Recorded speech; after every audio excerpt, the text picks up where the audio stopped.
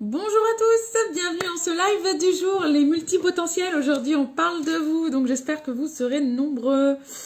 Aujourd'hui, pour ce live sur les multipotentiels, on va accueillir Violaine Capet. Je vous l'épingle, le petit nom de la professionnelle, avec le lien qui est juste en dessous ici, vous pouvez le retrouver.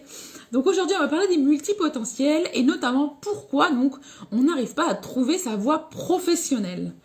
Violaine Capet va nous répondre à cette question via plusieurs questions et on va se connecter rapidement avec Violaine.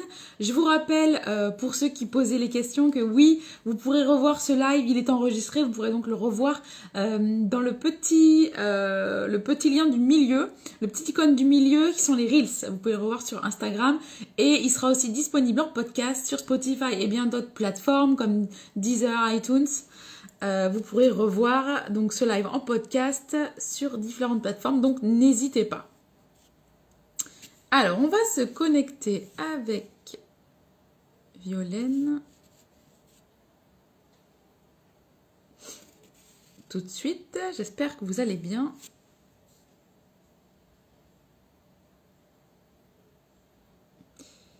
Voilà.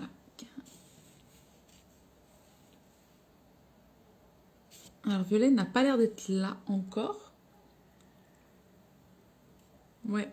Violaine, faites-moi coucou si jamais vous êtes par là. Mais je crois que Violaine n'est pas encore là.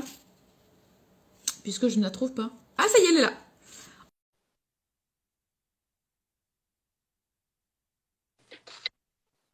Bon, Bonjour.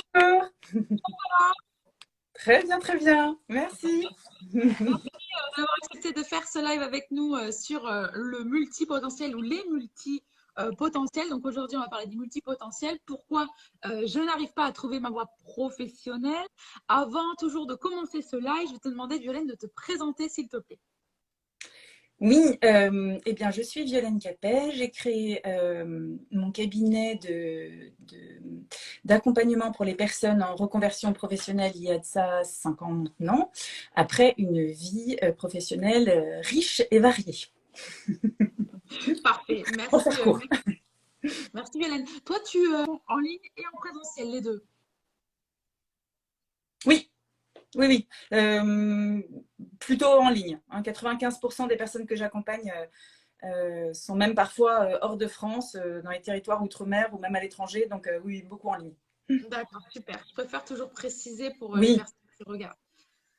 Donc on va commencer tout de suite ce live sur les multipotentiels. Donc pourquoi je n'arrive pas à trouver ma voie professionnelle. Alors justement, Violaine, la multipotentialité, c'est quoi? eh bien, pour dire ça très simplement, c'est une personne multipotentialiste ou une personne multipotentielle est une personne qui a plusieurs potentiels, plusieurs centres d'intérêt, euh, plusieurs, euh, plusieurs capacités, voilà. Et ce qui est important, c'est que son épanouissement passe par le fait de vivre ces différentes potentialités. Et D'accord. si cette personne ne se connaît pas comme telle, eh bien, elle aura un sentiment de frustration ou de décalage important. Donc voilà. Qu'est-ce qu'on peut dire aussi? Donc c'est une personne qui est normalement assez curieuse, qui peut avoir des centres d'intérêt très différents. Hein. Ça peut aller de la botanique à l'informatique, en passant par la faune marine. Enfin voilà, il n'y a rien de c'est pas du tout nécessaire que ce soit dans un même domaine. Donc, une vraie adrénaline pour la nouveauté ou la volonté d'apprendre, ça c'est très caractéristique. Alors, ce qui est caractéristique aussi, c'est que quand l'apprentissage est fait, quand le domaine a été investi, eh bien, il s'ensuit très souvent au bout de, généralement, les personnes que j'accompagne me parlent toujours de cycles de 2 ans, au bout desquels ces personnes se lassent. En fait, elles ont fait le tour. Elles ont suffisamment appris, elles ont ressenti cette aventure exploratoire de manière intense. Mais si Oui. on leur demande de répéter ou de transmettre ce qu'elles ont appris maintenant, eh bien, elles n'en voient pas vraiment elles-mêmes du coup d'intérêt ou elles n'y voient pas suffisamment de challenge. Donc, c'est pas faciles à vivre. Et ces personnes-là, troisième caractéristique, ont souvent une pensée en arborescence, hein, c'est-à-dire en réseau, c'est-à-dire une idée, appelle une idée, appelle une idée, appelle une idée, d'où cette adrénaline quand voilà, on est en stade d'apprentissage. Donc, voilà les caractéristiques. Peut-être que les principales forces qui ont été dégagées par Émilie Wapnick, qui a la première fait connaître, alors il y a Barbara Scher qui parle de scanner, mais disons que c'est vraiment Émilie Wapnick qui a développé ce terme de multipotentialité. Elle a fait un TEDx qui est vu, je crois qu'il y a plus de 7 millions de personnes qui l'ont vu. Et moi, quand j'accompagne des personnes que je pressens comme telles, je leur demande tout de suite de regarder ce TEDx qui est très bien fait. Donc, c'est le sens de l'innovation. Voilà, c'est des personnes qui sont là pour créer, qui ont des visions. C'est des personnes qui sont extrêmement adaptables parce qu'en fait, de toute façon, elles sont tout le temps en train d'apprendre et de se réinventer. Donc, de toute façon, elles sont tout le temps en dehors de leur zone de confort. Et elles ont aussi une troisième force, c'est qu'elles apprennent très fortement à apprendre. Donc, c'est presque une spécialité chez ces personnes-là d'apprendre. Donc, elles ont développé une surcapacité à rentrer facilement sur un sujet et le développer et puis en avoir une connaissance, en tout cas une bonne connaissance, pas de manière forcément experte, mais en tout cas une bonne connaissance. D'accord. Alors justement, Violaine, qu'est-ce qu'on peut faire maintenant pour quand on prend conscience de ce mode opératoire et comment on peut bien le vivre? Alors, tu as bien raison de parler de bien le vivre parce que beaucoup de personnes que j'accompagne vivent cela très, très, très mal. En fait, elles n'ont pas conscience de leur originalité. Si elles étaient nées au moment de la Renaissance, elles auraient été starifiées. Hein, celui qu'on connaît qui est Léonard de Vinci pendant la Renaissance, lui, il était à la fois poète, sculpteur, botaniste, inventeur, scientifique, peintre, j'allais presque l'oublier, voilà. Et tout ça est extrêmement valorisé en fait. Cette richesse intérieure est extrêmement valorisée. Après la Seconde Guerre mondiale, il a fallu produire, il a fallu faire augmenter la croissance économique pour des raisons qu'on connaît bien. Et de ce fait, les profils plutôt experts ont été fortement valorisés. Et c'est encore plus vrai en France qu'ailleurs.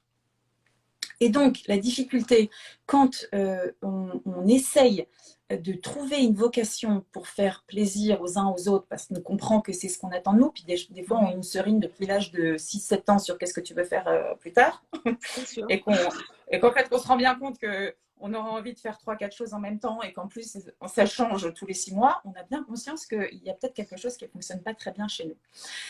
Oui, donc, ces personnes-là... J'imagine que les remèdes qu'on se paye, si je peux dire ça, c'est vraiment pour tu peux taper un boulot stable et ça te plairait pas d'avoir un boulot stable et finalement on le sent un peu comme une certaine culpabilité, j'imagine aussi. C'est ça, c'est ça. Ce qui se passe en elles souvent, c'est qu'elles s'entendent dire ou penser, parce que parfois elles ont intériorisé cette difficulté que voilà, tu ne finis jamais ce que tu as commencé, mais tu es instable, mais tu sais pas ce que tu veux. Bon, c'est bon à peu près partout, donc tu es excellent en rien. Donc finalement, bon, tu n'es pas très utile. Bah, en fait, c'est normal que tu ne sois pas reconnu. Hein, parce qu'il n'y a pas cette idée. La médaille va à la spécialité, va au profil expert, ne va pas à quelqu'un qui a un ensemble de connaissances qui est pourtant extrêmement, on le verra plus tard, qui est pourtant une très grande force. Donc, il va cultiver une mauvaise estime de lui qui ne va pas le pousser en fait à mieux essayer de comprendre comment est-ce qu'il fonctionne et à chercher peut-être comment est-ce qu'il peut cultiver sa différence, comment il peut en faire une force. Donc, très généralement, il y a le fait qu'on ait mal vécu sa vie professionnelle parce qu'on n'a pas de vocation. Et on n'en aura jamais parce que vocation, c'est le verbe latin être appelé, quoi. Hein. Donc, être appelé à, on n'est pas appelé. En fait, le multipotentialiste, il développe sa carrière, son cheminement professionnel au fur et à mesure des rencontres qu'il fait, des idées qu'il a et des terrains d'investigation qui se présentent à lui et pour lesquels il a de l'intérêt. Donc, en fait, ça se fait au fur et à mesure. Pour le coup, il vit plus l'instant présent dans sa capacité à se remettre en question et à affiner en fait ce qui lui manque pour jongler, passer d'un monde à l'autre et pouvoir innover. Et c'est vrai que très mal vécu. On sait que, alors ça bouge un peu, hein, à chaque fois je dis que ça bouge un peu, il y a on parle de plus en plus de ce thème, il y a des agences de recrutement qui ne s'intéressent qu'aux personnes qui ont cette multipotentialité. Et dans l'économie disruptive qui va très vite aujourd'hui, on a besoin de très vite rebondir et d'apprendre sur différents domaines. Ces personnes, pour moi, ont un super avenir. Mais voilà, très souvent, elles ne sont pas forcément bien accueillies quand elles ont un CV qui montre qu'en fait, voilà, tous les 2-3 ans, elles ont un peu trop bifurqué. On a l'impression et on leur fait souvent le grief d'être instable et donc d'être un danger pour l'entreprise qui va chercher à sécuriser en fait l'investissement d'un travailleur longtemps.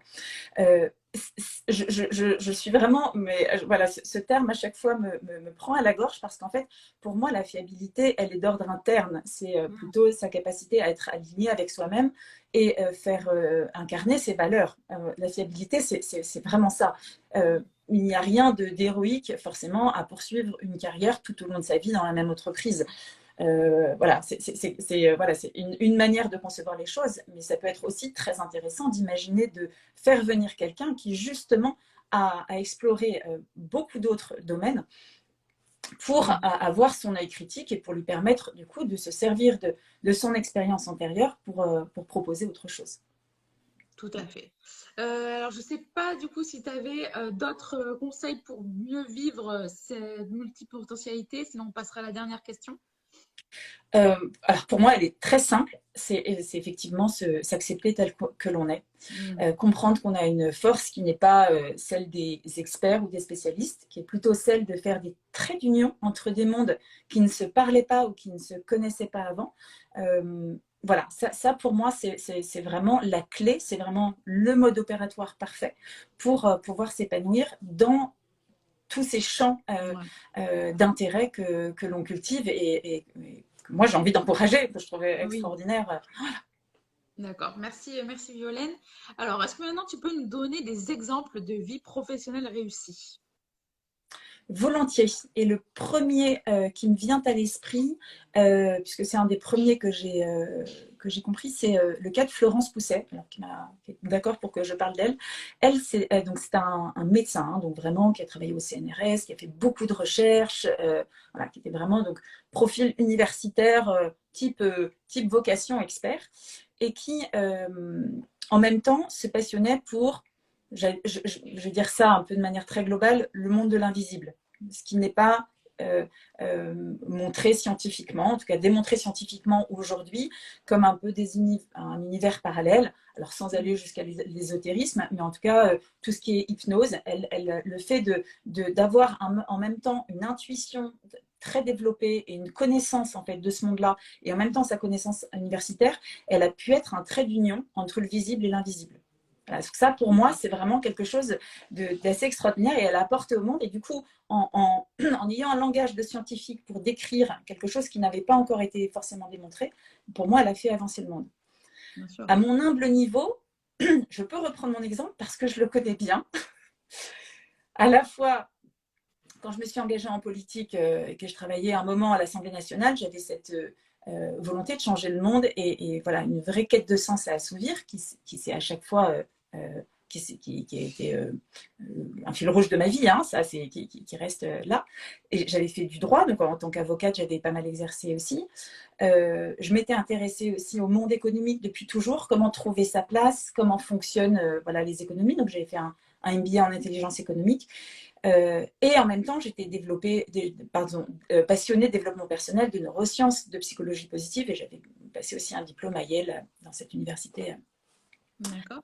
Et tout ça fait de moi, alors, à la fois quelqu'un qui a beaucoup bougé, quelqu'un d'instable, quelqu'un qui pouvait être absolument cohérent, ou quelqu'un qui pouvait avoir enchaîné différentes vies sans qu'on comprenne forcément où je voulais aller.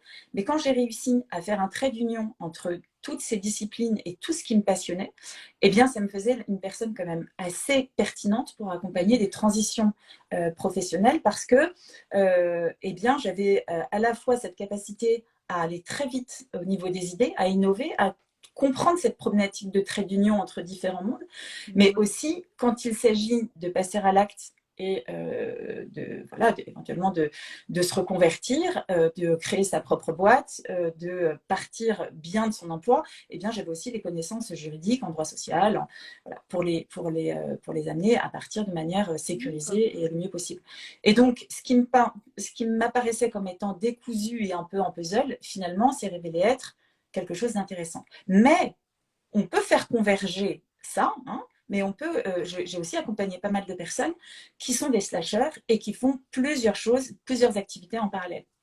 Est-ce que Donc tu ça, as un c'est aussi exemple là à nous donner un de justement exemple. cette différence? Je pense à Inès. Alors c'est intéressant parce que Inès, elle a été vraiment spécialisée dans tout ce qui est e-réputation. La réputation des entreprises ou des dirigeants sur les réseaux sociaux. Et donc, elle a fait ça pendant un moment. Ensuite, elle est donc dans une entreprise. Ensuite, elle s'est mise à son compte. Elle a fait les choses un peu différemment et elle s'est formée en coaching. Et elle a par la suite formé un think tank parce qu'elle avait un côté très écolo. Et en fait, quand on échange beaucoup sur les réseaux sociaux, on sait qu'on stocke beaucoup de données et qu'il y a un problème écologique derrière.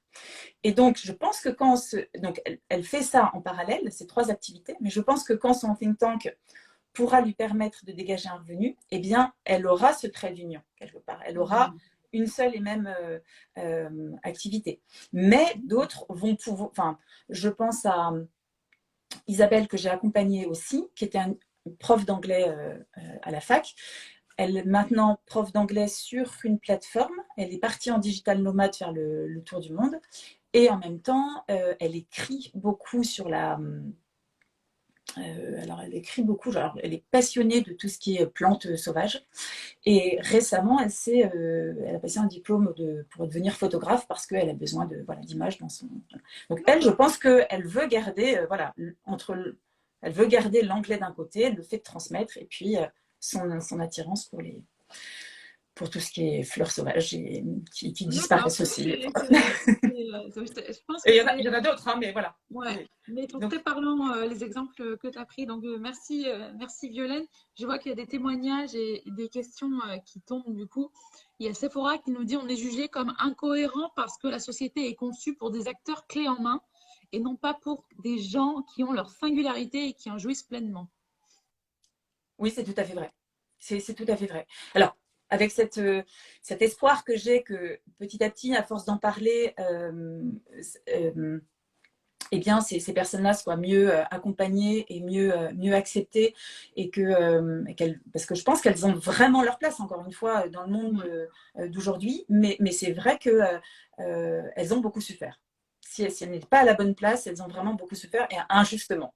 C'est complètement une réalité. D'accord. On a un autre commentaire de Flava qui nous dit moi, je dis souvent, le problème de ma vie, c'est que je peux faire plein de choses et le retour, c'est toujours la même chose. Ça va les chevilles, on lui dit. Oui, oui, on peut paraître on peut paraître quelqu'un d'un peu avoir un complexe de supériorité sur le fait qu'on peut faire plein de choses. C'est pas vrai. En même temps, ça mobilise beaucoup d'énergie d'apprendre et d'investiguer plusieurs domaines. Donc le regard de l'autre est pas, encore une fois, est très jugeant et pas juste par rapport à ça. On dit qu'on commence à savoir faire vraiment quelque chose quand on y a passé 10 000 heures. Hein. Donc, et le multipotentialiste, il a quand même besoin d'aller jusqu'au bout. Après, c'est le fait de répéter, d'être dans une logique d'industrialisation de ce qu'il a compris, c'est impossible pour lui. Mais pour autant, c'est quelqu'un qui maîtrise des choses et qui crée de l'intelligence par les biais et les liens qu'il fait autour de lui. Oui. D'accord. On a un autre commentaire qui dit j'ai presque l'impression qu'il n'y a qu'en étant à son compte qu'on peut vivre pleinement son multipotentiel. Je suis un peu d'accord. Alors après, je suis un peu d'accord, mais disons qu'on peut nuancer ça en disant que voilà, on peut prendre son temps, qu'il y a certaines entreprises, mais alors, encore une fois, il faut les trouver, ces entreprises, dans lesquelles vraiment le multipotentialiste peut s'épanouir. Pourquoi pas peut avoir 3 jobs au sein de l'entreprise. Mais il faut des entreprises qui aient un management hyper horizontal, qui soient dans le collaboratif, qui soient pas du tout dans une discipline ou un pinaillage sur le présentiel. Il faut des entreprises extrêmement ouvertes qui laissent une grande autonomie, qui permettent la créativité et l'expression de chacun. En fait, il n'y a rien de pire pour un multipotentialiste quand il se sent bridé, incapable de vivre son expression. Mais oui, je peux que être d'accord avec ce commentaire-là. C'est peut-être l'endroit le plus... voilà, on a un immense terrain de jeu et il faut être acteur de sa communication, acteur de ses contenus et faire évoluer ce qu'on a envie de produire en tant que service, en tant que produit. Donc oui, c'est le poste rêvé avec, attention, un petit bémol, attention... on en a parlé ici pas mal de fois. Attention au burn-out, attention, quelque part, la personne multipotentielle, elle a tellement d'adrénaline quand elle est dans l'apprentissage, elle est tellement bien là-dedans qu'elle ne sait pas toujours très bien gérer son temps et son énergie. D'accord. Merci Violaine pour cette explication. On a un autre témoignage et question aussi. Waouh, c'est vraiment mon cas. Je fais beaucoup de choses, mais je ne me sens pas assez bien pour choisir quelque chose que j'aime plus. Comment se sortir de cette situation? Ne pas choisir. C'est ça en fait le problème pour les personnes multipotentialistes. Elles ont l'impression qu'il faut absolument choisir. Pour elles, choisir, c'est renoncer. Et en fait, quand il y a beaucoup de choses qui les intéressent, c'est un vrai enjeu. C'est vraiment compliqué parce que comme il y a ce processus de construction, déconstruction et le fait de créer, puis finalement pour ne pas forcément aller jusqu'au bout, en tout cas ne pas poursuivre, il y a un enjeu terrible dans le choix chez ces personnes-là. Donc ce que je conseille, c'est essayer plutôt de trouver le lien ou la force qu'on a en tant que soft skills pour pouvoir aller là où c'est intéressant, là où il y a du plaisir pour soi, mais se dire que de toute façon, ce choix, il n'est jamais définitif. On peut prendre un chemin et le modifier ou l'infléchir ou le faire évoluer comme on souhaite. On n'est pas obligé de choisir. C'est pour ça que quand on n'en est pas à l'idée de l'entrepreneuriat, mais il faut que là, pour le coup, on se sente quand même un peu musclé parce que être un serial entrepreneur, bon, c'est bien, mais il faut un petit peu de bagou, puis un petit peu de solidité. Mais être slasher, ou dans ces cas-là, on va faire des expériences et on ne met pas tous ses œufs dans le même panier, si je puis m'exprimer ainsi. Mais c'est vrai que la question du choix, elle est très, très, très compliquée. Je crois que très souvent, la personne potentialiste, elle a tendance à essayer de se forcer, à croire que c'est bon, ça va y aller. Alors, elle prend des gages souvent auprès des personnes qui sont autour d'elle. Non, mais c'est bon, je te jure, là, cette fois-ci, c'est ça. Et on ressent, quoi, parce qu'elle-même espère, en fait, mais ce qui n'arrivera pas, en fait. Mais c'est souvent sa manière de cheminer aussi pour prendre conscience, après avoir pris plein de murs, que non, il n'y a pas un choix rédhibitoire, il y a un cheminement et il y a une évolution et il s'agit de naviguer au mieux dans cette évolution et parfois, donc, pour moi, le point d'orgue, c'est un trait d'union en montant son entreprise. D'accord. Voilà, c'est ma vision, c'est vraiment ma vision. D'accord. Il y a eu un débat aussi, Violaine, qui s'est généré entre Clyde et Sephora. Oui. Sephora qui nous dit que elle trouve que dans les modèles anglo-saxons et plus globalement dans le reste du monde, donc hors France, elle trouve qu'on valorise les compétences, ce qui n'est pas forcément vrai en France. Et Clyde a dit que justement, il trouvait que c'était la même chose partout en fait. Même quand tu voyages, tu voyais les mêmes choses partout. Alors moi, je suis assez d'accord avec Sephora. De ce que j'ai pu expérimenter moi-même et des personnes que j'ai pu accompagner. Les personnes qui ont, par exemple, travaillé au Québec et qui reviennent en France ont beaucoup de mal. Et des personnes que j'ai pu accompagner qui ont travaillé en tant qu'expat dans des pays anglo-saxons ont eu l'impression qu'on leur donnait beaucoup plus leur chance par rapport à une motivation qu'elles pouvaient avoir et une envie d'apprendre et de se motiver dans un champ d'activité, plutôt que de lire avant de quelle école on est sorti et quel passe VIP ça nous donne pour faire ci ou ça. Ce qui est un peu le modèle français. Donc, moi, je l'ai vraiment expérimenté, cette différence d'une manière quand même très forte, voilà, en espérant que ça bouge un peu. Mais oui, c'est ce que j'ai pu aussi observer. On va en faire encore une ou deux questions et encore, il y a beaucoup de témoignages surtout. Kelly qui nous dit, qui est naturopathe, je trouve frustrant de se sentir multiple dans ses compétences. mais je ne peux, mais de ne pas arriver à en vivre ou même juste trouver sa voie. Est-ce qu'il y a une certaine frustration? Oui, il peut y avoir une vraie frustration. Ouais. Oui, parce qu'il y a effectivement beaucoup de potentialités, il y a beaucoup de possibles. Mais effectivement, quand il s'agit de gagner sa vie, l'idée qu'il faut peut-être être quand même un petit peu expert. Et donc, on peut être expert dans le trait d'union. Je D'accord. reviens toujours à ça. Là, on l'est, puisqu'en fait, on fait converger des mondes qui avant ne s'étaient pas forcément rencontrés. Mais effectivement, on ne l'a pas sur un profil généraliste. Et donc, oui, il y a une vraie frustration. Et il y a un chemin qui n'est pas forcément ni facile, et un chemin qui peut être long pour comprendre en fait comment valoriser quand même tout ce qu'on a pu apprendre, même si c'est dans des domaines différents, même si ça appartient au loisir et que c'est pas forcément professionnel, comprendre aussi tous ces soft skills, etc., etc. Oui, c'est un chemin et oui, je comprends cette frustration très bien. En même temps, quand on y réfléchit, voilà, on a besoin des deux. Moi, si je dois me faire opérer demain, j'ai pas envie que la personne qui m'opère me dise bon bah voilà, j'ai été laboureur, j'ai ensuite été un super champion de poker, ensuite j'ai fait du développement informatique et puis en fait depuis un an j'opère et vous êtes ma deuxième patiente. Franchement, je préfère qu'il ait eu ce tunnel et cette révélation voilà, à 15 ans et que je sois la 200e patiente qui laisse sur exactement le même problème. Voilà. Encore une fois, on a besoin de tout le monde. Ouais. Ce qui est intéressant, c'est que les multipotentialistes, eux, ils auront forcément une forme d'originalité. Ils auront forcément justement quelque chose qui ne va pas ailleurs. Donc, il ne faut pas chercher la spécialité, il faut chercher plutôt l'unicité. Qu'est-ce que moi, en fait, je suis la seule à pouvoir apporter par rapport à tout ce que j'ai pu expérimenter? C'est plutôt à cette question qu'il s'agit de répondre. Et c'est pas simple de le faire seul, surtout qu'on a des multipotentialistes qui ne se connaissent pas bien ou se connaissent mal ou pas du tout, ont un problème vraiment d'estime D'accord. d'eux-mêmes.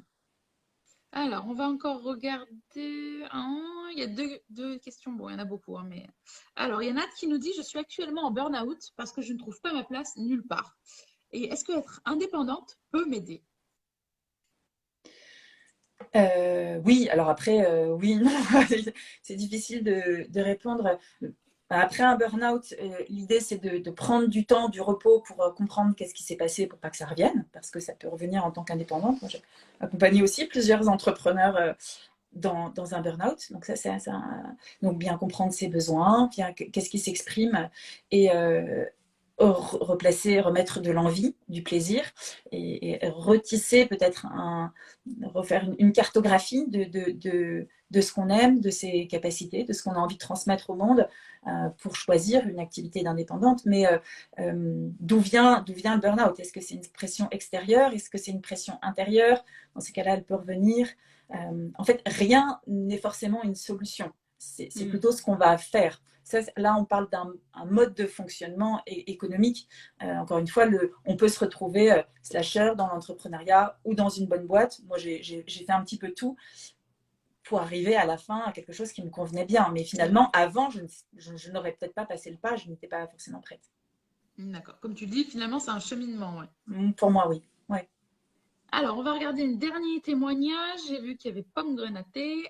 On m'a toujours reproché le fait de ne pas être concentré sur une seule chose et de la finir. Au début, ça me frustrait et puis j'ai décidé de m'écouter et me suivre. Je le vis mieux. Et comment on peut faire finalement quand on a cette critique, Violaine, de pas être concentré sur une seule chose? Alors déjà, quand on a une critique, il faut la laisser à l'autre. C'est le point de vue de l'autre, ça n'est pas le sien. Donc l'autre a le droit de dire ce qu'il pense, et encore, parfois on ne lui a pas forcément demandé son avis, donc, mais voilà, il a le droit c'est sa vision à lui par rapport à lui, ce qu'il ressent. Pour autant, nous, alors je dis nous parce que bon, voilà, je dis, hein, j'en étais vraiment une, mais on peut avoir envie d'aller explorer plusieurs domaines sans forcément aller jusqu'au bout. Qu'est-ce que ça veut dire aller jusqu'au bout? Peut-être qu'on a suffisamment, quand on va chercher quelque chose, quand on a suffisamment d'informations, ben, trois petits tours et puis s'en vont. Et puis on se sert de ce qu'on a compris pour réavancer sur un autre sujet ou faire des liens avec d'autres. n'y a pas de nécessité à chaque fois de rentrer à fond dans quelque chose. Encore une fois, il y a besoin de spécialistes et il y a besoin d'autres personnes qui ont juste cette vision, ce que Barbara Sher appelle la vision scanner. En fait, on très généraliste. En fait, une vision du monde assez développée sur plein de domaines. Et ça peut être intéressant dans bien des situations. Dans le tien, par exemple, à mon avis, c'est intéressant que tu aies plusieurs champs d'investigation et plusieurs centres d'intérêt pour pouvoir mieux transmettre et mieux faire parler les personnes que tu interroges ou mieux faire vivre leur message et leur spécialité. Clairement. Ouais, ouais, j'ai cette chance de Hein. pouvoir faire plein de choses en même temps. Semble. Oui, ça c'est Oui. vrai. Ça, c'est vrai. Alors, du coup, et je vais faire quand même une dernière question qui me semble importante Oui. parce qu'on ne l'a pas abordée. Et je pense que c'est un point important. Jaïla qui nous dit moi, j'ai tendance à me lasser rapidement. C'est vrai, cette lassitude, on n'en a pas trop parlé. Avoir envie d'apprendre autre chose. Comment on peut gérer ça? Est-ce qu'on retrouve ça chez les multipotentiels aussi? Bien sûr, puisque effectivement, quand il a fait le tour du sujet, il y a cet ennui. Donc, très souvent, on parle aussi de bore-out, hein, de cet ennui qui nous ronge au travail, qui fait que quand une mission est terminée ou quand on a fait le tour sur quelque chose, eh bien, il y a une espèce de vide. On n'est plus dans cette tension d'apprendre et du coup, on a oui, un certain mal-être, il y en a qui parlent même de dégoût, du fait qu'ils se détournent de la chose et on a beau forcer, ça fonctionne pas. On sait qu'il y a un phénomène de procrastination qui se met en route. Donc, encore une fois, c'est comme ça, c'est accepté. Cette sensation qu'on a correspond à quelque chose qui parle de nous, qui fait que, ben, voilà, l'ennui arrive. D'où la nécessité de bien penser sa place en entreprise, un poste où j'enchaîne les projets, où j'ai plusieurs projets, où je suis en même temps un couteau suisse, parce que dès qu'on ne sera plus en mission, dès qu'on ne sera plus en mode explorateur, effectivement, il y a quelque chose qui va retomber. Voilà. Donc, on peut l'éviter si, par exemple, on est à son compte et qu'on est à 360 degrés et qu'on ne peut pas s'ennuyer parce qu'il y a toujours quelque chose à apprendre, ou dans une entreprise dans laquelle on va toujours en fait, nous donner suffisamment de travail qui est diversifié et intéressant pour qu'on aille explorer. Mais c'est vraiment cette exploration. Quand elle n'est plus là, elle n'est plus là. Ça fait partie de l'ADN. Donc j'ai envie de dire, elle vient juste nous dire qu'on n'est pas à la bonne place si ça se répète trop souvent. D'accord. Merci, merci Violaine d'avoir répondu à toutes ces questions qui étaient parfois pas évidentes, hein. Donc, merci beaucoup d'y avoir répondu. Je ne sais pas si tu avais un message aujourd'hui à faire passer auprès des multipotentiels, si tu as quelque chose qui te tient à cœur à transmettre ou tout simplement parler de ton cabinet avant de terminer ce live. Eh bien, je leur dirais que si voilà, vous vous retrouvez dans ce profil-là, première chose, voilà, arrêtez de culpabiliser, arrêtez de vous faire mal, arrêtez de vous mésestimer. Vous avez plein de choses à apporter, une vraie créativité, une vraie contribution voilà, à faire dans ce monde. Et donc, voilà, faites-vous accompagner. Alors, moi, je peux le faire. J'ai des parcours de coaching qui sont aussi pris en compte. Il y a le CPF si on passe par un bilan de compétences, par exemple, ou aussi dans l'entrepreneuriat. Voilà, trouvez la bonne personne pour vous accompagner sur ce chemin, parce que c'est vraiment un gâchis monumental de pas vivre tel qu'on est. Voilà, tout simplement. Ouais, merci, merci beaucoup Violaine pour ce message que tu as transmis aujourd'hui et pour toutes ces questions qu'elle t'a répondu et pour toutes ces informations. Je pense que tu as les remerciements qui viennent directement en ligne. Voilà, c'est le meilleur Merci à cadeau vous. que tu peux avoir. Merci à vous aussi. Merci à toi pour ta présence. Je te souhaite une très belle journée et merci encore. Merci Charlotte, merci à vous tous. Belle Belle journée journée aussi. Violaine. Au revoir. Merci.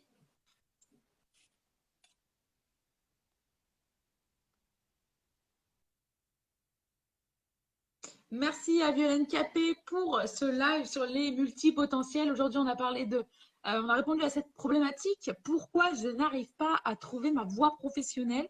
J'espère que vous avez eu des réponses de la part de Violaine. Si vous avez encore des doutes, des questions, n'hésitez pas. Vous avez son Instagram qui est Cap sur Ikigai. Je peux vous le transmettre en message privé, mais il sera également, je vais vous le mettre dans le live que je vais vous enregistrer. Donc, vous inquiétez pas, si vous recherchez son Instagram que vous souhaitez la contacter, je vous laisse avec la vidéo juste en dessous. Je mentionne toujours l'Instagram du professionnel, donc n'hésitez pas.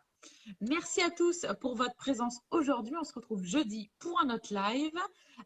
Dorénavant, il n'y aura plus de calendrier des lives, je tiens à le préciser. Donc, vous verrez directement chaque jour ou la veille, j'annoncerai les lives qui auront lieu. Vous savez, généralement, c'est le mardi et le jeudi de toute manière. Mais voilà, vous serez avertis de toute manière, ce sera en story, ce sera autrement, mais il n'y aura plus de calendrier des lives, donc comme tous les lundis que je mettais. Merci à tous de m'avoir suivi. Belle journée, à très vite.